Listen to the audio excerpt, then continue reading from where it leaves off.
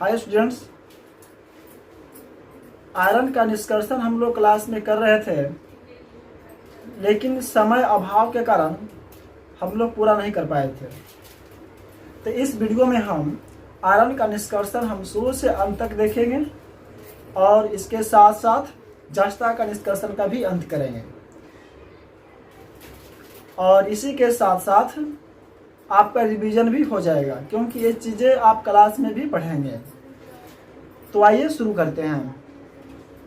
देखिए, extraction of iron में क्या होता है। इसका परमाणु संख्या लोहा का कितना होता है? आयरन का 36 होता है, पता है। और इसका संकेत होता है Fe होता है। और अयस्क का बहुत और भी अयस्क होते हैं, लेकिन प्रमुख अयस्क यही सब है: हेमाटाइट, मैग्नेटाइट, लिग्नाटाइट, सिडेराइट। अब देखिए, हम अयस्क किसे कहते हैं, ये सब चीज़ें तो हम जान चुके हैं क्लास में। देखिए, परीक्षा में क्या लिखना है आपको, ये 4 अयस्क का नाम लिखना नहीं, सिर्फ आपको याद रखना है। ऑब्जेक्टिव बना करके पूछ सकता है कि बताइए मैग्नेटाइट किस धातु का अयस्क है, तो आप क्या मानिएगा? लोहा का अयस्क है, अर्थात आयरन का अयस्क है। लिग्नाटाइट किस धातु का अयस्क है, तो लोहा का है। तो इस तरह से आपको ऑब्जेक्टिव में काम देगा, ठीक है ना। ये चीज़ आपको सब्जेक्टिव में काम देने वाला नहीं है। लेकिन हम यहाँ पर हेमाटाइट से धातु से हेमाटाइट अयस्क से क्या कर रहे हैं? लोहा का निष्कर्षण करने के लिए जा रहे हैं। इसलिए हम सिर्फ हेमाटाइट का सूत्र लिखे Fe2O3। देखिए, मेरा काम है आप लोग के स्तर पर से बोझा को कम करना। तो ये सब चीज़ का भी रासायनिक फॉर्मूला भी हम लिख सकते थे, लेकिन इतना जरूरी नहीं है, आप पर बोझ बढ़ जाएगा, ठीक है ना। तो देखिए हम क्या करते हैं, इतना चीज़ें थोड़ा सा जानकारी, सब कुछ नहीं था। अब देखिए, विधि है क्या, लोहा का निष्कर्षण हम करेंगे। इसमें निम्नलिखित विधियों का हम प्रयोग करते हैं। सबसे पहला विधि हम क्या करते हैं? अयस्क का हम सांद्रण करते हैं, अर्थात अयस्क को हम क्या करते हैं? शुद्धिकरण करते हैं। शुद्धिकरण के प्रक्रम में पहला विधि आता है। शुद्धिकरण से कैसे करेंगे, जैसे समझिए। देखिए, अब हम बोल रहे हैं कि शुद्धिकरण, जैसे हम स्नान करते हैं तो शरीर शुद्ध हो जाता है। तो सबसे पहले क्या करते हैं? साबुन लगाते हैं, क्रियाकलाप बंद हो गया। पानी डालते हैं, क्रियाकलाप बंद हुआ। उसके बाद साबुन लगाते हैं, क्रियाकलाप दू हुआ ना। इसी प्रकार से देखिए, अयस्क का सांद्रण कर रहे हैं, शुद्धिकरण कर रहे हैं। उसमें से पहला क्रियाकलाप क्या है? गुरुत्वीय पृथक्करण। और गुरुत्वीय पृथक्करण में हम आप लोगों को बहुत अच्छे से क्या किया, क्लास में समझा है। यहाँ पर सिर्फ हम क्या करेंगे, शॉर्ट में लिख रहे हैं। और परीक्षा में आप यही सब लिखेंगे अगर आपको एग्जैक्ट नंबर पाना है तब। देखिए, इस विधि में अयस्क को चूर्ण बनाकर जल से धोया जाता है। इस विधि में क्या करते हैं? इस विधि में अयस्क को चूर्ण बनाकर, चूर्ण का मतलब पीस कर, यानी कि उसको पाउडर बनाकर जल से क्या करते हैं? धोते हैं। जल से जब धोते हैं तो जो अशुद्धि पदार्थ रहता है वो पानी के साथ क्या होता है? बह जाता है। और जो अशुद्धि पदार्थ रहता है उसी को हम क्या कहते हैं? गैंग कहते हैं। तो अशुद्धि पदार्थ क्या होता है? बाहर चला जाता है, पानी के साथ बह जाता है। तो इसी को क्या कहते हैं? गुरुत्वीय पृथक्करण कहते हैं, ठीक है ना। अब देखिए, सेकेंड जो काम आता है दूसरा, वो है चुंबकीय पृथक्करण। मैं यहाँ मिटा देता हूँ इसको।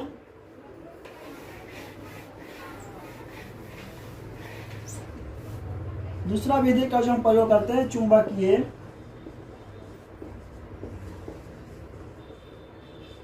पृथक्करण। इसमें क्या करते हैं?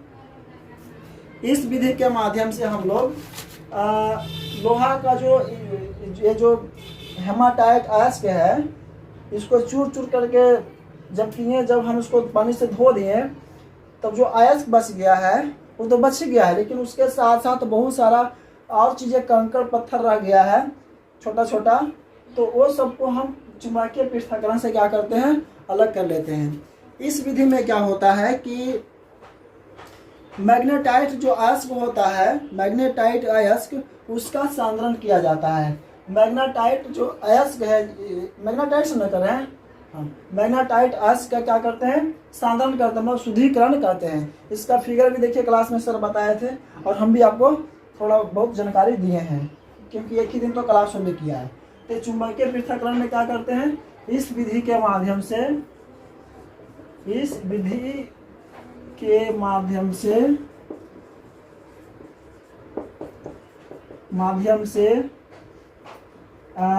हेमाटाइट या इससे कर रहे थे, मैग्नेटाइट से कर रहे थे, मुझे याद भी नहीं है, छोड़िए। देखिए अगर हेमाटाइट से हम क्या कर रहे हैं, लोहा निकाल रहे थे, हेमाटाइट लिखेंगे, मैग्नेटाइट से कर रहे थे, यहाँ पर क्या लिखेगा, मैग्नेटाइट लिखेंगे, ठीक है।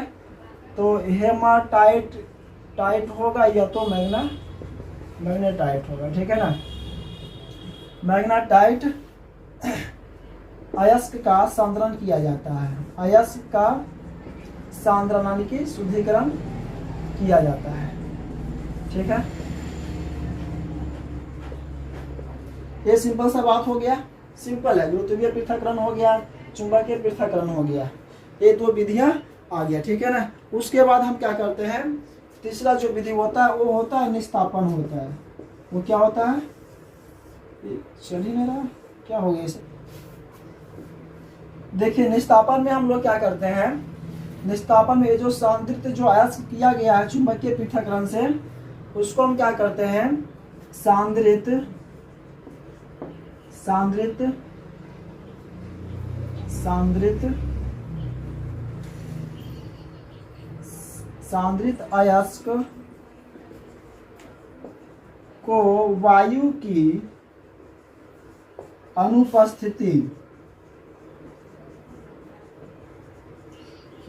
अनुपस्थिति में गर्म किया जाता है, गर्म किया जाता है। जब गर्म किया जाता है, गर्म करने पर क्या क्या होता है उसका समीकरण लिखिए, वो सब चीज आपको लिखना नहीं है, ठीक है। उसके बाद देखिए निस्तापन करने के बाद आप क्या करेंगे, ये निस्तापित अयस्क का भर्जन करेंगे, भर्जन अर्थात जारण करेंगे, ठीक है ना। तो देखो इसमें लिखेंगे सांद्रित अयस्क को वायु की कम उपस्थिति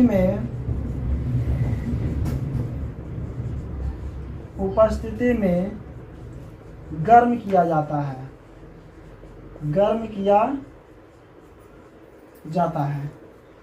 ठीक है। ये चार विधियां हैं, और कोई विधि आपको लिखना नहीं है।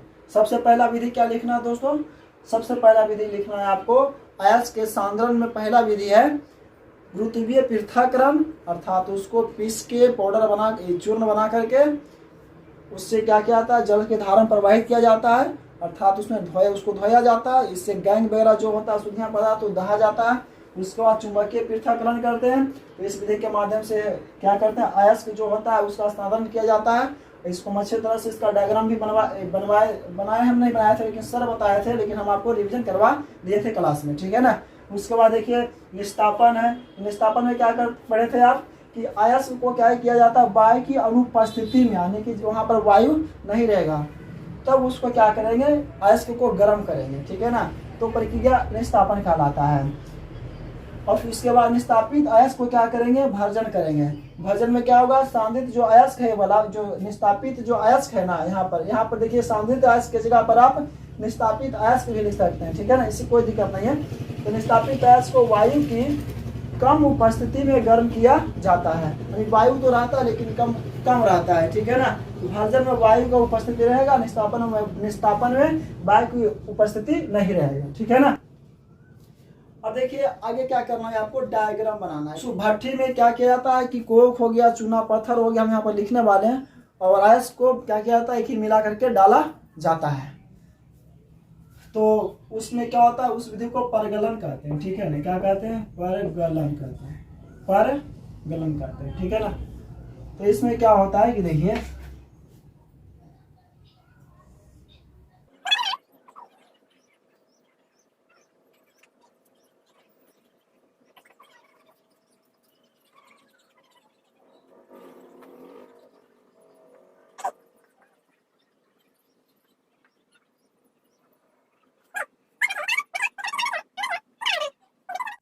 इस भट्टी के अंदर की ओर ईटा लगा होता है, और बाहरी जो भाग होता है स्टील होता है। क्या होता है, बाहरी वाला भाग स्टील होता है। ऐसा अंदर में ईटा क्यों रहता है, क्योंकि अगर तब इसमें तो टेम्परेचर बहुत अधिक होता है, 2000 डिग्री सेल्सियस टेम्परेचर चला जाता है। तो इसलिए हम क्या करते हैं कि अंदर में ईटा लगा देते हैं, जिससे जो बाहर का स्टील रहता है वो गलता नहीं है। इसलिए हम यहाँ पर अंदर में क्या करते हैं, इस भट्टी में हम लोग अंदर से क्या करते हैं कि ईटा लगा देते हैं, ठीक है ना। तो इस प्रकार से हमारा जो स्टील है क्या होता है, वो गलने से बच जाता है। इसमें क्या करते हैं हम, देखिए इसमें लिखेंगे आप कोक हो गया, और उसके बाद सांद्रित अयस्क,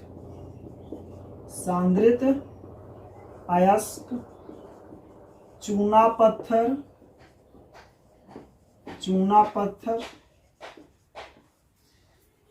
ये सब चीजों को क्या करेंगे, इसमें डालेंगे।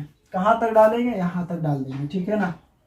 देखिए यहाँ पर जो टेम्परेचर होगा कम से कम तो मान लीजिए 700 डिग्री सेल्सियस तक टेम्परेचर रहेगा, ठीक है ना। इससे भी कम भी रहता है, ऐसा बात नहीं है।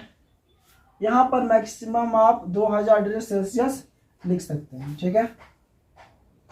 यहाँ पर थोड़ा सा डायग्राम में सही कर देता हूँ, क्योंकि यहाँ पर जो है इस तरह से बना देता हूँ। यहाँ पर गला हुआ लोहा है, ठीक है। देखिए इसमें कोक हो गया, सांद्रित अयस्क हो गया, चूना पत्थर हो गया। इसमें हम क्या करेंगे, डालेंगे। इसमें जब ये सब चीज़ों को डालेंगे और यहाँ तक हम डाल देंगे तो प्रक्रियाएं भी अलग अलग होता है। क्यों? क्योंकि यहाँ का टेम्परेचर देखिए 2000 डिग्री सेल्सियस है, यहाँ का टेम्परेचर कितना है, 700 डिग्री सेल्सियस है। तो यहाँ का प्रक्रिया अलग होगा, यहाँ का प्रक्रिया क्या होगा, अलग होगा, ठीक है ना। तो इसमें क्या क्या समीकरण बनता है, इस बात को क्या करेंगे, लिखेंगे। चूना पत्थर कोक संद्रित अयस्क, चूना पत्थर को हॉपर के माध्यम से डाला जाता है। देखिए ये जो शंकुआकार ये जो है पिंड, इसको उठाइएगा तो मुंह में क्या हो जाएगा, बंद हो जाएगा। जब डालने का नहीं रहेगा तो इसको उठा देंगे, ठीक है। और जब डालने का रहेगा तो इसको नीचे कर देंगे, तो यहाँ पर जगह बन गया, तो यहाँ जगह बन जाएगा। तो देखिए नीचे आ जाएगा ना, ऊपर से डालेंगे तो देखिए ये खाली हो गया, नीचे आ जाएगा, ठीक है ना। इसलिए इसको ऊपर नीचे करने के लिए इसमें लगा दिया जाता है। तो इसमें कोक संद्रित अयस्क, चूना पत्थर आदि को हॉपर में क्या कर दिया, डाल दिया, ठीक है ना। और डालने के बाद क्या होता है कि इसमें कुछ चीजें बनती, अर्थात समीकरण बनता है। तो क्या क्या समीकरण बनता है, देखिए ये जो कोक है ना, कार्बन, कोक क्या होता है, कार्बन ही होता है। लेकिन एक बात देखिए, ये जो खाली जो छोड़ा गया है, इसे क्या किया जाता है कि इसे गर्म हवा दिया जाता है। क्या किया जाता है, इसे गर्म हवा का झोंका इसे दिया जाता है, और इससे गर्म हवा जो होता है बाहर निकलता है। इससे गर्म हवा कहाँ निकल रहा है, बाहर निकल रहा है, और इससे गर्म हवा अंदर आ रहा है, ठीक है ना। इसमें क्या करते हैं, जो कोक था वो कार्बन होता है, कोक और कार्बन मिलकर के क्या बन जाएगा, और इसको हीट करेंगे। इसको क्या करेंगे, इस चिन्ह का मतलब क्या हो रहा है, हीट हो रहा है। तो कार्बन और ऑक्सीजन को हीट कब करेंगे तो क्या बन जाएगा, CO2 बन जाएगा। क्या बन जाएगा, CO2 बन जाएगा। उसके बाद देखिए क्या होगा, कार्बन और ऑक्सीजन को जब हीट करेंगे तो क्या बन जाएगा, CO2 बन जाएगा। अब जो ये जो CO2 बन गया है, इसमें तो कार्बन तो रहबे करता है, जब उसी को जब हीट करेगा तब क्या बन जाएगा, 2CO बन जाएगा। अर्थात CO का मतलब कार्बन मोनोऑक्साइड बन जाएगा, ठीक है ना। यहाँ पर देखिए चूना पत्थर हम क्यों डालते हैं, चूना पत्थर को डालते हैं, और जो पदार्थ होते हैं ना, जो शुद्धियाँ रह जाता है उतना सांद्रण करने के बाद भी, तब हम क्या करते हैं, देखिए ये भी चीजें क्या है, सांद्रण शुद्धिकरण है ना। सांद्रण अर्थात क्या, शुद्धिकरण, ये भी क्या हो रहा है, सांद्रण हो रहा है, तभी तो लोहा बन रहा है। तो ये भी एक साधारण प्रक्रिया है। लेकिन जहाँ तक हम साधन कर रहे थे वहां तक भी अगर लोहा शुद्ध नहीं है तो इसमें शुद्ध होता है। तो देखिए जो शुद्धियाँ शुद्ध नहीं होता, इसका मतलब क्या, शुद्धियाँ रहता है। तो इन अशुद्धियों को गलाने के लिए चूना पत्थर को डाला जाता है। चूना पत्थर कौन है, CaCO3, इसका रासायनिक नाम क्या है, कैल्शियम कार्बोनेट है, CaCO3।